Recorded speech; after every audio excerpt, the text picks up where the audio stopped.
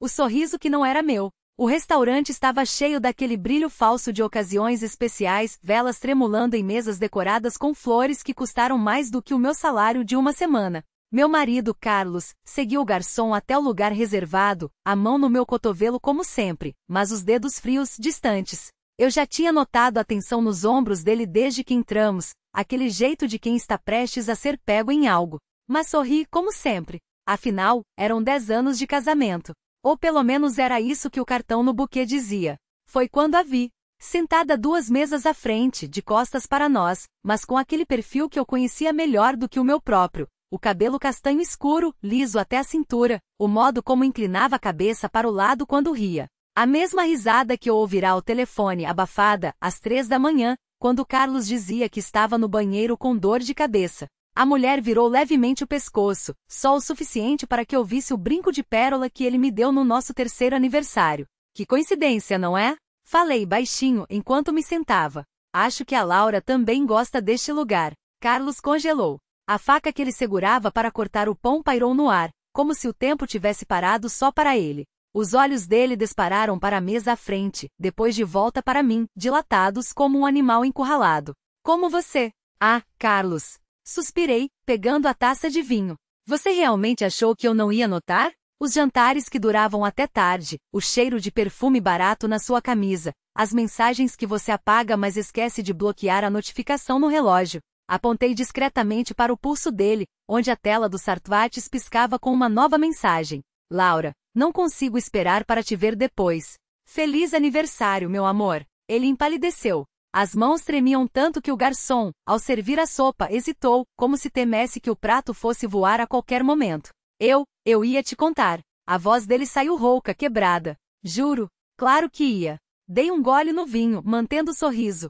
Assim como ia me contar sobre o cartão de crédito extra que você abriu no meu nome para pagar os hotéis. Ou sobre as vezes que disse estar na academia mas na verdade estava no apartamento que alugou perto do trabalho dela. O garfo caiu do seu prato com um estalo. Laura, como se sentisse a energia do desastre, virou-se devagar. Seus olhos encontraram os meus, e por um segundo vi o pânico dela espelhar o dele. Mas então ela se recompôs, passou a língua pelos lábios pintados com o batom que eu tinha dado a Carlos no Natal passado e sorriu, um sorriso largo, triunfante, como se estivesse me desafiando a fazer alguma coisa. Foi aí que eu soltei a bomba. Antes que eu esqueça, puxei o envelope do meu bolso e o deslizei sobre a mesa, em direção a ele. Aqui estão os papéis do divórcio, já assinados. E as cópias das conversas de vocês, os extratos bancários, as fotos, tudo já está com o meu advogado. Inclinei-me para frente baixando a voz. Mas não se preocupe, eu não quero nada seu. Só a sua vergonha. Carlos olhou para o envelope como se fosse uma granada. A respiração dele estava tão acelerada que juro que vi as veias do pescoço pulsando. Você é louca. Laura finalmente falou, levantando-se com elegância. Isso não prova nada. Não?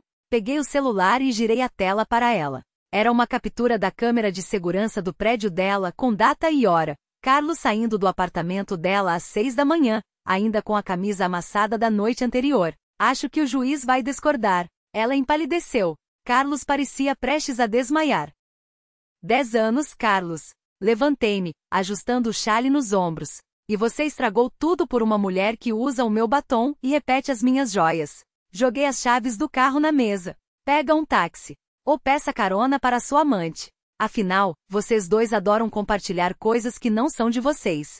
Saí sem olhar para trás. O silêncio que deixei para trás era tão denso que dava para cortar com a faca que ele tinha deixado cair. E quando a porta do restaurante se fechou atrás de mim, finalmente respirei.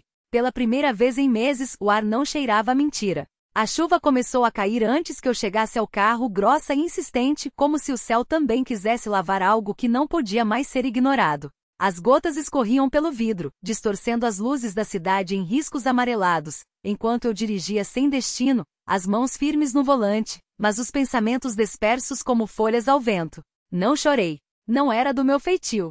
Em vez disso, revisitei cada detalhe dos últimos meses, cada sorriso forçado de Carlos, cada desculpa esfarrapada por chegar tarde, cada perfume estranho em sua camisa. Tudo tão óbvio agora, tão grotesco na clareza da traição. E ela tinha a audácia de usar meu batom, minhas joias. Como se fossemos amigas dividindo segredos em vez de rivais em um jogo que eu nem sabia que estava sendo jogado. O celular vibrou no banco do passageiro. Não precisei olhar para saber quem era. Carlos tentaria desculpas, promessas vazias, talvez até ameaças veladas sobre o que perderia se o divórcio fosse adiante. Mas eu já havia perdido tudo o que importava há muito tempo. A confiança, o respeito, a ilusão de que aquilo que tínhamos era real. Parquei em frente ao prédio que fora nosso por uma década, olhando para as janelas do 12º andar, onde as cortinas ainda estavam fechadas. Imaginai-os lá dentro, ele com a camisa amassada, ela com meu colar de pérolas, presente de aniversário do ano passado, enrolado no pescoço como um troféu. A raiva queimou minha garganta, mas engoli em seco. Raiva era luxo agora. O que eu precisava era de estratégia. Subi no elevador, ignorando o porteiro que tentou me cumprimentar com um sorriso nervoso. Ele sabia. Todos sabiam. As paredes tinham ouvidos e as câmeras memória. A porta do apartamento se abriu antes que eu tocasse a campainha. Carlos estava ali pálido, os olhos inchados, a gravata frouxa como se tivesse tentado se arrumar às pressas. Você não pode simplesmente entrar, disse, bloqueando a passagem. Claro que posso. Ainda sou dona da metade disso aqui. Empurrei-o com o ombro, entrando. O cheiro de café queimado e perfume barato invadiu minhas narinas. No sofá, uma xícara meio cheia, batom vermelho na borda. Meu vermelho. Ela apareceu no corredor, envolta em um hobby de seda que eu mesma havia comprado em Paris. Seus cabelos estavam despenteados, os lábios ainda inchados de beijos que não eram meus. Não disse nada. Não precisava. Seu sorriso era suficiente, triunfante, cruel, como se já tivesse ganho. Saia, ordenei, sem levantar a voz. Ou o quê? Ela desafiou, cruzando os braços. Você não manda mais aqui. Carlos tentou intervir, mas eu o silenciei com um olhar. Você tem duas opções, disse, dirigindo-me a ela. Sai agora com a dignidade que não merece, ou saio eu e levo metade dos seus pertences também, incluindo as joias que roubou. Apontei para o colar em seu pescoço. Aquilo custou mais do que seu aluguel mensal. E acho que a polícia adoraria saber como você o conseguiu. Seu rosto empalideceu. Carlos abriu a boca, mas nenhuma palavra saiu. 10 minutos completei, virando as costas. Depois disso chamo meu advogado. E a polícia?